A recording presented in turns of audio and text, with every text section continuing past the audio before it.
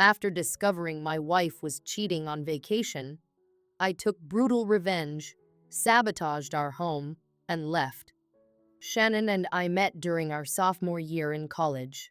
From the moment I saw her, I was captivated by her thick brown hair, piercing blue eyes, and fit figure. But what truly drew me in was her vibrant personality, intelligent, cheerful, and effortlessly funny. We quickly became best friends, and 3 months later, a clumsy but unforgettable moment in my car behind the baseball stadium changed everything. She cried tears of joy, and I knew then that we were meant to be. My name is Stu. I'm a contractor from a small Midwestern town, standing 6 feet tall, with brown eyes, sandy hair, and a solid build. I run a successful remodeling business, and Shannon teaches music at a local high school. Together, we built a stable, happy life. Our first decade of marriage was blissful, with fulfilling intimacy and nightly cuddles. Waking up next to her was my favorite part of every day. I would have done anything for her until everything fell apart. We often vacationed during the off-season, and this time, we had planned a 2-week stay at an all-inclusive spa resort in the Bahamas, hoping to reconnect. But before we even boarded the plane, cracks began to show. At the airport, I noticed a man staring at Shannon, a look that seemed far too familiar. Though he didn't approach her, my gut told me something was off. On the plane, Shannon broke her usual routine by choosing an aisle seat instead of her preferred window.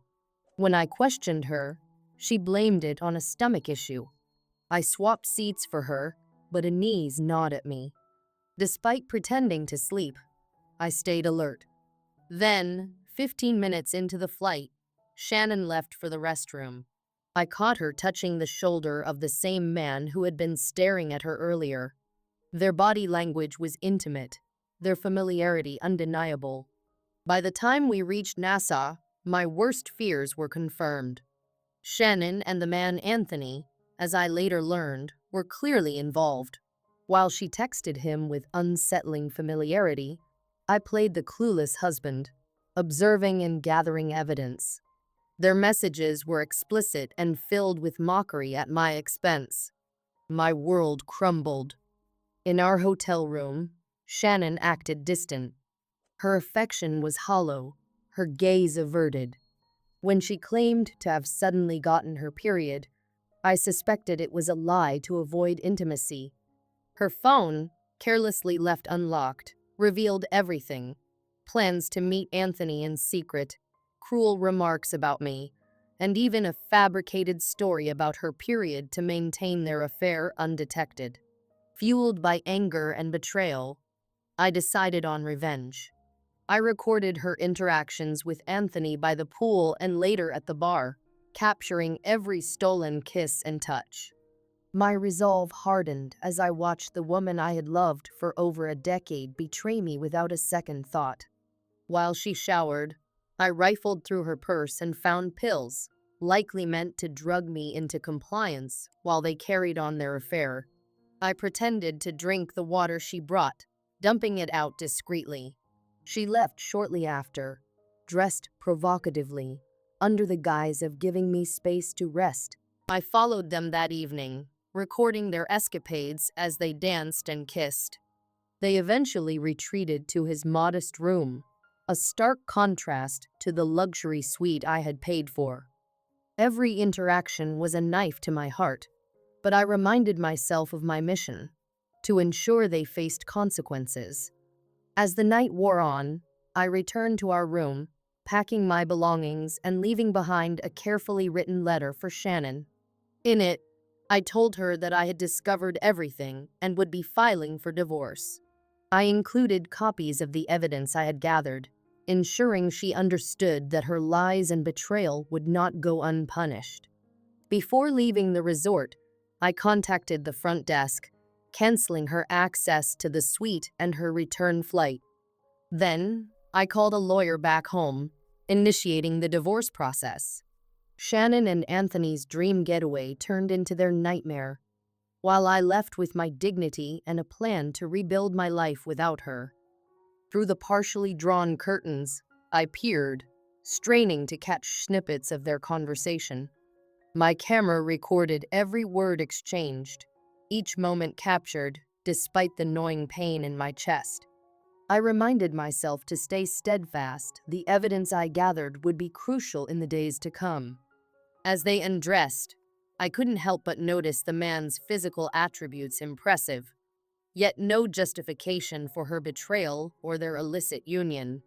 Their passionate encounter seemed endless, marked by his remarkable stamina.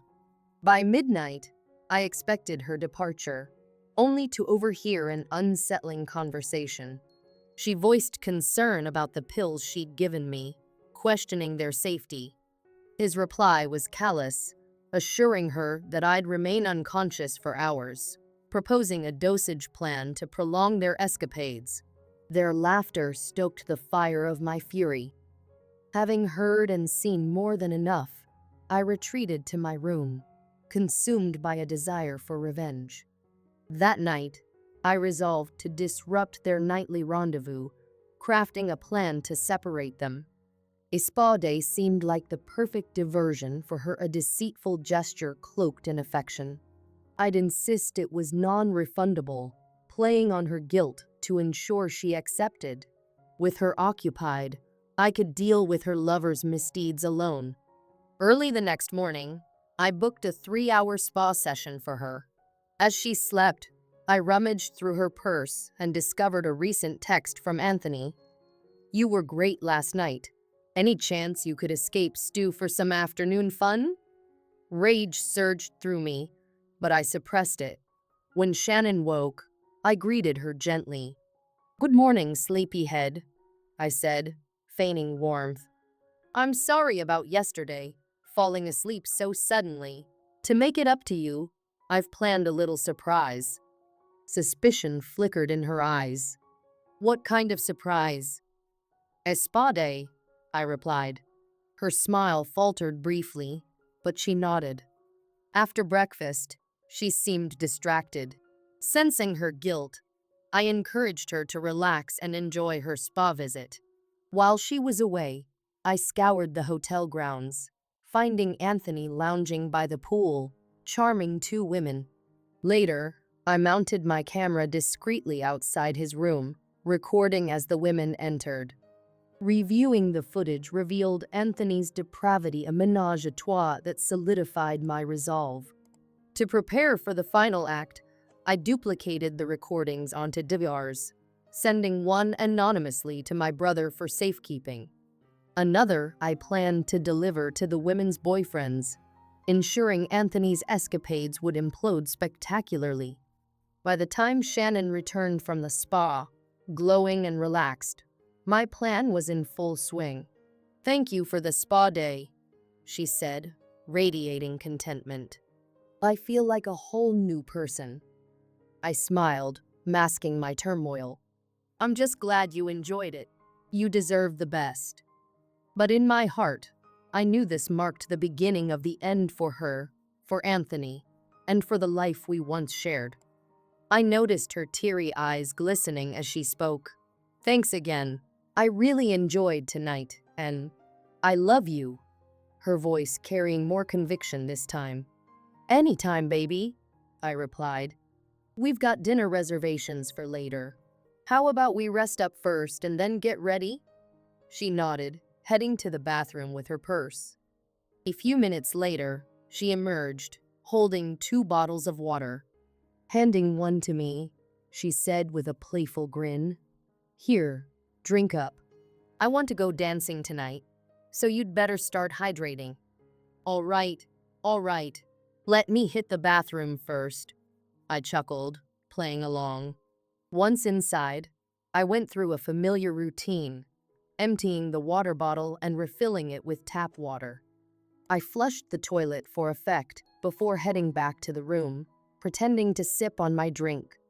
After about 15 minutes, I feigned sleep, snoring lightly as Shannon prepared for her evening. She eventually headed to the bathroom to shower, giving me the chance to grab her phone. My suspicions were confirmed when I read the messages. Shannon, I can't leave this afternoon. Stu got me a spa package I couldn't refuse. Anthony, no problem, baby. I've got other plans. Are we still on for tonight? Shannon, oh yeah. I can't wait to be with you. Their exchange made my blood boil, but I kept my composure. The end was near. I slipped Anthony's room key card from Shannon's purse and carefully put everything back in place. Shannon took her time getting ready, but then did something unexpected. Sitting beside me on the bed, she gently caressed my cheek and whispered, "After this week, I'll be all yours, I promise. I just needed to clear my head before we start a family. I'm sorry I couldn't tell you. I was afraid you'd leave me, but I need you more than ever. I love you deeply." She kissed my cheek, her words ringing hollow. It was guilt, not love, driving her confession. Once she was dressed, she left the room. The moment the door clicked shut, I sprang into action. Throwing on clothes, I followed her to the same bar from the previous night. It was busier now, but I spotted her and Anthony quickly. Settling into a discreet corner, I began recording their interactions with my camera. After a while, I decided it was time to act. I approached the bar and ordered a beer, keeping a close eye on them. When the bartender prepared their drinks, I seized my chance. As he turned away, I discreetly opened a capsule, dissolving its contents into their drinks. The powder blended seamlessly. I retreated to my observation spot, waiting. Soon enough, they downed their drinks and left the bar, stumbling as the medication took effect. I followed them back to Anthony's room. By the time they reached his door, Shannon could barely stand, and Anthony was visibly unsteady. Inside, Anthony muttered, "What's wrong with you, baby? You didn't drink that much." His slurred words were cut short when he noticed me. "Who are you?" he demanded, swaying on his feet. "Just her husband," I replied coldly. "Now, be a good boy and pass out." As if on cue, he collapsed to the floor. I turned my attention to Shannon, who was already unconscious on the bed. Spotting Anthony's phone nearby, I browsed through it. What I found was damning photos and videos of him with various women, some of whom I recognized as Shannon's colleagues and acquaintances. I sent copies of the images to Shannon's phone and mine for safekeeping. Then, I packed all of Anthony's belongings into his suitcase, including his wallet, passport, and credit cards. For good measure, I tossed the suitcase into a hotel dumpster. Returning to Shannon, I carried her back to our room and laid her on the bed. Her belongings soon joined Anthony's in the dumpster. I left her only the clothes on her back, her purse, and a note explaining everything. Before leaving, I sent the incriminating photos and videos to everyone in their contact lists, sparing only minors. By the time either of them woke up, I would be long gone. I gazed at Shannon one last time before leaving the room, overwhelmed with sadness for what could have been. She made her choice, and now, so had I. A reckoning unfolds. Morning came with an eruption of chaos. I heard shouting in the hall. One of the boyfriends of the women Anthony had been with the night before had shown up. Evidently, the video I slipped under their door had done its work. "You're a traitor," one man shouted at his girlfriend. "Tell your family the wedding's off. I never want to see you again." The second boyfriend was quieter, his voice icy as his girlfriend begged for forgiveness. "Baby, please don't leave me," she sobbed. "It was a stupid mistake. You've already paid him back." He didn't flinch. "Go to your new boyfriend," he said coldly. "Maybe he has more money, but he won't be as forgiving as me." His words sent shivers down my spine. I couldn't help but wonder what would happen to Anthony after this. Moments later, the sound of an ambulance broke through the tension, stopping right in front of the building. The manager appeared, leading paramedics toward Anthony's room. I hoped he was okay, but part of me doubted it. As onlookers gathered, I quietly slipped out, hailed a taxi, and headed for the airport. Unraveling the truth once I powered on my phone, I noticed a voicemail from my brother, Frank. "Stu, what's going on? I'm getting all these inappropriate pictures and videos of Shannon. I know she's attractive, but what's the deal? Call me." I dialed him back while waiting to board my plane. After explaining everything, how Shannon had been unfaithful with Anthony and even tried to conceive with him, Frank was stunned. At first, he thought I was joking, but when I urged him to review the video, his tone changed. "Man, I'm so sorry," he said. "If you need anything, just let me know." By the time I landed, my mind was already working on my next steps. Divorce seemed logical, but the idea of splitting assets with someone who betrayed me felt unjust. She had cheated and tried to pass another man's child off as mine. Why should she benefit? A new plan began to form. If Shannon had shattered our marriage, I'd make sure her life was just as broken. The aftermath begins first.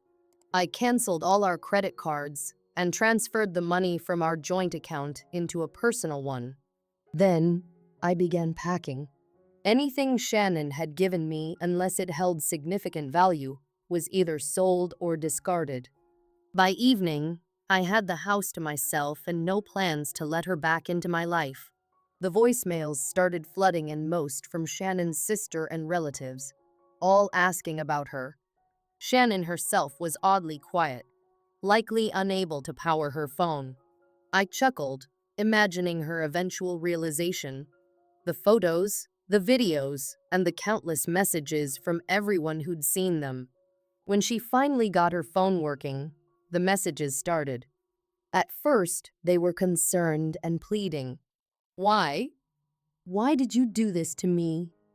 Couldn't we talk first?" I ignored them. She didn't deserve answers. Laying the groundwork the next day, I rented a warehouse and began moving my belongings out of the house. My brother, Frank, helped with the heavy lifting, though he grew concerned about my refusal to consider divorce. "You can't just disappear," he warned. "She'll find you eventually. Better to handle this legally and move on." "No," I snapped. "She cheated and tried to have another man's baby. She deserves nothing, and that's exactly what she'll get."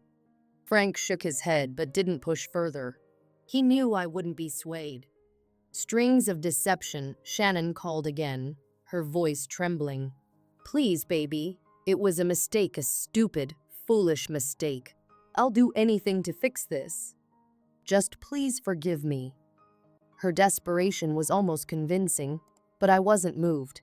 I pretended to consider her pleas, stringing her along with false hope. "You've hurt me more than anyone ever has," I said. "I just don't know if I can forgive you." Her sobs deepened. "Please, Stu, let me come home so we can talk. I'll make this right. I swear." Feigning hesitation, I asked about her return plans. She admitted she didn't have her passport or a plane ticket and was waiting on her sister for money. Perfect. It meant I had a few more days to finalize my plans. A clean break by the time Shannon returned. I'd be long gone. I sold my work truck, shut down my business, and even arranged a job in another state with an old college friend. Every trace of my presence here would vanish. Shannon continued calling daily, her messages alternating between love and guilt. "Stu, I love you. Please don't give up on us. We can get through this." I ignored most of them. Her return flight was booked for a few days out, and by then, I'd be miles away, starting fresh. As I finished packing and prepared to leave, I allowed myself a moment of satisfaction. Shannon had torn my life apart, but now I was taking control. She would come home to an empty house, a trail of destruction, and the harsh realization that she'd lost everything. The day before Shannon's return, I loaded my new truck, emptied the house, and left behind only her belongings or items of no value to me. Early the next morning, I set out to slip out of the city unnoticed. I asked my neighbor, Stu, to record Shannon's return as a favor, hinting at a surprise, while promising to call him when she arrived. Unaware of our marital issues, he cheerfully agreed. By the time I departed the city, heading south toward my new life, I felt a strange sense of calm, replacing the anger that had consumed me since catching Shannon and Anthony together by the pool. It would be a 2-day journey to my friend's house in Colorado, and by then, Shannon would already be home. Around noon, Shannon called. "I'll be home tomorrow around 4 p.m., she said. "Will you meet me at the airport?" "No," I replied coolly. "I've got errands to run. I'll be back home after you arrive. Just let yourself in." After hanging up, I called Stu to remind him to have his video camera ready to capture Shannon's surprise. The following day, I was only an hour away from my friend's house when Shannon called again, her voice frantic. It collapsed. It just caved in on itself," she cried. I barely turned the key in the lock when there was this loud crash, and the roof fell in. "Oh God, our home is gone." Feigning concern, I replied. "Well, Shannon, don't worry. I'm sure your parents will let you stay with them. As for me, I've taken other measures." "What do you mean?" she asked, growing angry. "The house is gone. How can you be so calm?" "Because, Shannon, the collapse didn't happen on its own. I planned it," I said evenly. "What are you talking about?" she shouted. "You see, while you were away, I rigged the house to collapse as soon as the door lock turned. Temporary bracing in the basement, a chainsaw to cut key supports, and a winch rigged to a pulley system. It all worked perfectly. The moment you turned the key, the winch engaged, and the house fell. It wasn't the snow, Shannon, it was me. Just as you destroyed our marriage, I destroyed our home. Best of luck finding a new place." I hung up before she could respond and immediately called Stu. "You won't believe it," he exclaimed. "Your house just collapsed. Must have been the snow, though there wasn't much of it. I've got the whole thing on tape. Good thing your wife is okay. She was trying to open the door when it happened." "Thanks, Stu," I said. "Can you email me the video? I'd like a copy." After the call, I reset my phone, powered it off, and continued my journey with a sense of liberation. It's been nearly 3 years since that day. I've built a comfortable life for myself in Colorado, staying in touch with a few friends back in Minnesota while avoiding family members who might reveal my location to Shannon. As for her, she got what she wanted, a baby with Anthony. At first, she tried to claim the child was mine, painting me as a neglectful father who abandoned her. Even my mother fell for her story, desperate for a grandchild. To settle the matter, I enlisted a friend to convince my brother to request a DNA test. If the child were mine, it would match my brother's DNA. If not, there would be no connection. Surprisingly, Shannon agreed to the test. When the results came back, proving I wasn't the father, my mother threw her out of the house, denouncing her and her illegitimate child. As for Anthony, karma caught up with him. After being beaten by 2 men at the resort, he spent over a week in the hospital. Upon his return, more ex-husbands of his conquests were waiting to confront him. He eventually fled town, and rumors suggest he's now impotent. It seems his days of promiscuity are over. And mine? Mine are just beginning, free, peaceful, and far away from Shannon.